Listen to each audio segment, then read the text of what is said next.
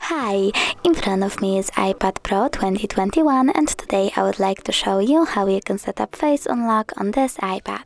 First of all, go into Settings. Now you need to click on Face ID and Passcode, enter your current passcode and click Set up Face ID.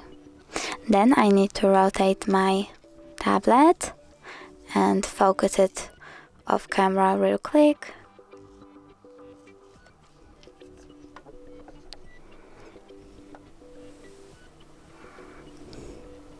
Now tap Continue.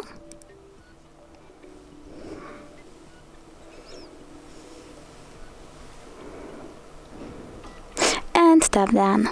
So now when I turn off my screen and turn it back on, I can see that Face Unlock is working properly.